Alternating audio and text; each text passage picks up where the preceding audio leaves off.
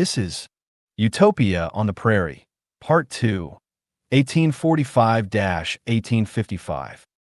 Prologue. Long before the first locomotive whistle echoed across the prairie, before the college walls rose from the tall grass, the land that would become Galesburg lay quiet and unbroken. The prairie stretched in every direction, a vast, wind-swept ocean of grasses that rippled like water beneath the sky. Travelers passing through in the 1830s described it as a place where the horizon felt impossibly far away and the sky imposing. Into this landscape came a small band of settlers led by George Washington Gale, carrying with them a vision of idealism and practicality. They believed a town could be built on purpose, not merely on commerce or convenience, but on education, moral conviction, and community. They imagined a college at the center of it all, a place where young men and women could work with their hands and sharpen their minds, where debates about freedom and justice would shape the next generation. The first cabins were rough, the winters unforgiving, and the prairie winds unrelenting. Yet the settlers persisted. They broke the soil, raised the college's first buildings, and planted the seeds of a community that would soon grow faster than any of them expected. By 1845, the town was still small, still fragile in many ways, but it had taken root. The college stood as both anchor and beacon. Families arrived from New York, Ohio, and beyond, drawn by the promise of a place where ideals mattered. The prairie was no longer empty. It was becoming a home. This is the story of the decade that followed, when Galesburg transformed from a hopeful settlement into a thriving, principled, and ambitious town. A decade of railroads and harvests, debates and dreams, hardship and growth. A decade when the prairie's quiet was replaced by the sounds of hammers, locomotives, and voices raised in conviction. 1845, a town finding its shape. Galesburg entered 1845 with the confidence of a community that knew exactly why it existed. The college dominated the town's identity, its unfinished buildings rising from the prairie like a promise. Knox students worked the fields, sawmills, and workshops, their labor echoing the founders' belief that education and industry should walk hand in hand. That year, the town's footprint expanded noticeably. A few new homes appeared along the muddy lanes leading to the college, each built with the same plain, purposeful style: clapboard walls, simple porches, and windows that rattled in the prairie wind. Merchants sensed opportunity and opened small shops near the college, selling everything from nails to peppermint drops. The town's first real sense of Main Street began to take shape. Evenings often brought the community together. In lamplit rooms, residents debated abolition, temperance, and the future of the West. Galesburg's founders had planted their ideals as firmly as they planted their crops, and those ideals were already shaping the town's character.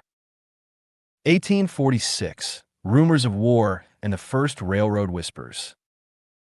The year began with talk of the Mexican-American War drifting in from distant newspapers.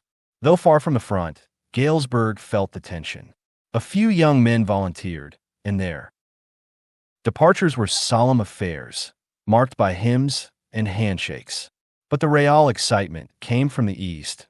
Surveyors appeared on the horizon, pacing the prairie with notebooks and measuring chains. They stayed in local boarding houses, answering questions with polite vagueness. Still, everyone understood what their presence meant. A railroad could change everything. Farmers worked their fields with renewed energy, imagining their grain traveling by rail instead of wagon. Knox College continued to grow, and its lectures, often open to the public, became social events. 1847, building, debating, becoming. Carpenters hammered away at new college buildings, their work audible across the settlement. The college's presence drew more families to the area, and Galesburg's population ticked upward. Public debates became a hallmark of town life. Abolitionists, ministers, and traveling lecturers filled halls and parlors with arguments about slavery, morality, and the nation's future. These gatherings were both entertainment and part of the town's identity. Galesburg was known as a place where ideas mattered. Meanwhile, farmers experimented with new tools and techniques brought from the east. The prairie soil rewarded their efforts with strong harvests, and the town's economy grew steadily. 1848, a schoolhouse and a sense of permanence. In 1848, Galesburg built its first dedicated schoolhouse for children. It was a modest frame building, but its significance was enormous. Education wasn't just a Knox College ideal, it was becoming a community value. The town also began to feel more settled. Roads were improved, though still muddy in spring. A few brick chimneys appeared, signaling a shift toward more permanent architecture. The college hosted debates on national expansion, drawing visitors from neighboring towns. Railroad talk intensified. Investors and engineers passed through, and though nothing was certain, the possibility of a major rail line began to feel real. 1849. Fever, fortune, and fear. The gold rush swept through Galesburg like a prairie fire. Young men sold livestock, pooled savings, and formed small companies to head west. Their departure was both thrilling and unsettling. The town gathered to watch their wagons roll out, not knowing who would return. At the same time, cholera outbreaks elsewhere in Illinois cast a shadow over the year. Galesburg avoided the worst, but the fear was palpable. Town leaders inspected wells, improved drainage, and urged better sanitation. These efforts would shape the town's infrastructure for years to come. Despite the anxieties, the harvest was strong, and the town continued to grow. Letters from California, full of hardship, hope, and occasional gold, circulated widely. 1850, the railroad becomes real. Railroad surveyors returned with detailed plans, and Galesburg's leaders courted them with dinners, meetings, and persuasive arguments. Their efforts paid off. The Chicago, Burlington, and Quincy Railroad chose Galesburg as a division point. The announcement electrified the town. Land values rose. Merchants expanded their inventories. Farmers imagined new markets. Knox College students debated the economic and moral implications of rapid growth. By year's end, the first construction crews arrived, bringing noise, energy, and a rougher edge to the once quiet settlement. 1851, the year the town turned toward the tracks. By 1851, Galesburg was no longer simply waiting for the railroad. It was reorganizing itself around its imminent arrival. The Chicago, Burlington, and Quincy line had pushed steadily westward through the previous year, and now the rails lay close enough that the town could hear the distant clang of construction crews long before the first locomotive appeared. This was the year when anticipation hardened into structural change, when the economy, the landscape, and the daily habits of the town began to tilt decisively toward the tracks. Economically, 1851 was a year of acceleration. The influx of railroad laborers, carpenters, graders, track layers, and teamsters brought a steady flow of wages into the community. Boarding houses filled to capacity, and families with spare rooms took in workers for extra income. Local merchants expanded their inventories, stocking boots, tools, tobacco, and other goods that the crews demanded. Even businesses that had little direct connection to the railroad, tailors, bakers, blacksmiths, felt the rising tide. Money circulated more quickly, and the town's economy, once tied almost entirely to agriculture and the college, began to diversify. The farmers around Galesburg responded to the approaching railroad with a mixture of caution and ambition. Many expanded their acreage, anticipating that rail transport would allow them to ship grain to Chicago at far better prices than river routes could offer. Others invested in improved plows or hired additional laborers, betting that the railroad would make large-scale production more profitable. The promise of a reliable, year-round shipping method encouraged experimentation and risk-taking that had been unthinkable only a few years earlier. The physical development of the town reflected this new economic confidence. Streets leading toward the future depot site were widened and graded more carefully than before. A few enterprising merchants began constructing buildings closer to the tracks, even though the depot itself was not yet finished. These early structures were modest frame buildings with simple facades, but they signaled a shift in the town's orientation. The college remained the intellectual heart of Galesburg, but the commercial center was beginning to migrate toward the railroad corridor. Construction activity also reshaped the landscape. Wagons loaded with timber, iron rails, and gravel moved constantly through town, wearing deep grooves into the roads. Piles of materials accumulated near the construction zone, and the once quiet prairie east of Galesburg became a hive of activity. The soundscape of the town changed. The rhythmic pounding of spikes, the shouts of foremen, and the creak of heavily loaded wagons became part of daily life. Even those who had no direct involvement in the railroad felt its presence.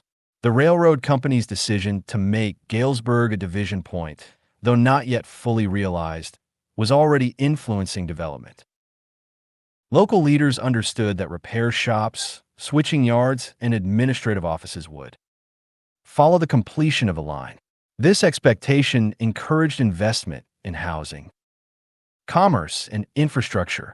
Land values rose steadily, especially near the projected depot, and speculation became a quiet but persistent undercurrent in town affairs. By the end of 1851, Galesburg was still awaiting the first locomotive, but the transformation was already well underway. The town's economy had broadened, its physical layout had begun to shift, and its residents had adjusted their expectations to match the scale of the changes unfolding around them. 1852, a town leaning toward the future. By 1852, Galesburg was still a young settlement, but its economic center of gravity had begun to shift. The Chicago, Burlington, and Quincy Railroad was not yet complete, but its presence was already felt in the rhythms of daily life. Construction crews moved in and out of town, their wages circulating through local shops and taverns. Farmers, long accustomed to hauling grain by wagon to distant river ports, began planning their planting with a new confidence. The promise of rail transport, faster, cheaper, and more reliable, encouraged them to expand acreage and experiment with improved equipment. The town's physical layout began to change as well. Streets were graded more deliberately, and new wooden sidewalks appeared along the busiest routes. The area near the projected depot, still little more than a graded stretch of prairie, attracted speculative interest. Land values rose steadily, and merchants quietly purchased lots in anticipation of future business. Even before the first locomotive arrived, the town was reorienting itself toward the tracks. 1853, brick, books, and busy rails. In 1853, the railroad construction intensified, and the influx of laborers created a small but noticeable boom. Boarding houses filled, and new ones were built. Blacksmiths, carpenters, and wagon makers found steady work supporting the railroad effort.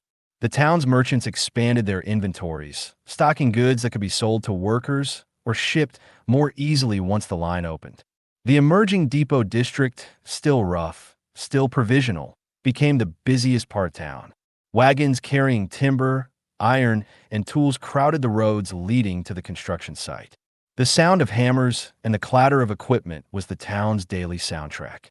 This new district did not replace the college center core of Galesburg, but created a second pole of activity, one driven by commerce rather than education. The economic diversification was significant. For the first time, Galesburg had a substantial population of wage laborers whose livelihoods were tied not to farming or teaching, but to industrial work. Their presence broadened the town's social and economic profile, laying the groundwork for future growth. 1854, the railroad arrives and the economy accelerates. The arrival of the first locomotive in 1854 marked a turning point so dramatic that residents later spoke of life before the railroad and after the railroad, as if they were two different eras. The whistle that echoed across the prairie signaled not just the completion of a construction project, but the beginning of a new economic order. Almost immediately, the town experienced a surge. Inactivity. Grain prices rose as farmers gained access to Chicago markets. Goods that once took weeks to arrive now came in days. Merchants expanded their shops or built new ones closer to the depot. Hotels and taverns multiplied to accommodate travelers and railroad employees. Immigrants, particularly Germans and Scandinavians, began settling in the area, drawn by the promise of steady work in the rail yards and the opportunities of a growing town. The railroad also brought infrastructure. Repair shops, switching yards, and storage facilities created a stable base of industrial employment. These installations anchored the town's economy, ensuring that Galesburg would not merely be a stop on the line, but a strategic hub. The physical landscape changed rapidly. New homes appeared along the roads leading to the tracks. Brick buildings began to replace older wooden structures, signaling a shift toward permanence and prosperity. 1855. Consolidation and confidence. By 1855, the town's population approached 3,000, and new neighborhoods spread outward from the depot. The business district expanded, with shops, warehouses, and offices lining the streets.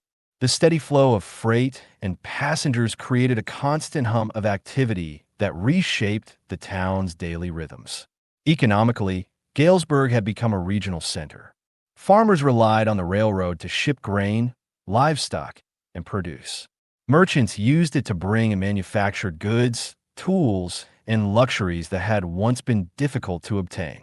The repair shops and switching yards provided stable employment, attracting skilled workers and their families. The town's development reflected this new stability. Brick buildings rose along the main streets, replacing earlier structures that had been built quickly and cheaply.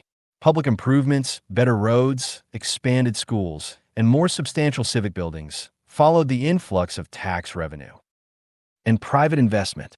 Knox College, too, benefited from the town's prosperity, drawing more students and expanding its facilities with materials that now arrived easily by rail. By the end of 1855, Galesburg had completed its transformation from a hopeful prairie settlement into a thriving, economically diverse town. The railroad had not merely connected Galesburg to the wider world. It had reshaped the town's identity, economy, and physical form. Epilogue. By the end of 1855, Galesburg stood at a crossroads, not of roads or rails, though it had plenty of both, but of identity. The town that had begun as a bold experiment in education and moral purpose had grown into a bustling regional center, its streets busy with merchants, students, immigrants, and railroad workers. Brick buildings now stood where simple cabins once leaned against the wind. The depot clattered with constant activity. Knox College's bell rang out over a town that had learned to listen to itself. Yet beneath the noise of progress, the original ideals still pulsed. The debates held in college halls echoed in church basements and parlors. The town's abolitionist spirit, once a quiet conviction, had become a defining force. Galesburg was no longer just a place where ideas were discussed. It was a place where they were acted upon. The Underground Railroad ran through its fields and barns, and the town's residents, knowingly or not, were preparing themselves for the national storm that was gathering. The railroad had brought prosperity, but it had also brought connection to Chicago, to the Mississippi, to the wider world. News traveled faster now. So did conflict, the issues that divided. The nation seeped into Galesburg's daily life, shaping conversations in classrooms, taverns, and family kitchens. Still, the town moved forward with a sense of purpose. Its founders had hoped to build a community rooted in education, industry, and moral conviction. A decade later, those roots held firm. The Prairie settlement had become a town of influence, one that would soon host a Lincoln-Douglas debate, send soldiers to the Civil War, and continue to grow into a cultural and economic anchor of Western Illinois. The story of Galesburg did not end in 1855. In many ways, it was only the beginning. The rails that reached out from the depot carried more than goods and passengers. They carried the town's future, stretching toward horizons the founders could only imagine, and the prairie, once silent, now hummed with the sound of a community that had found its voice. This has been Utopia on the Prairie, Part 2, 1845 to 1855.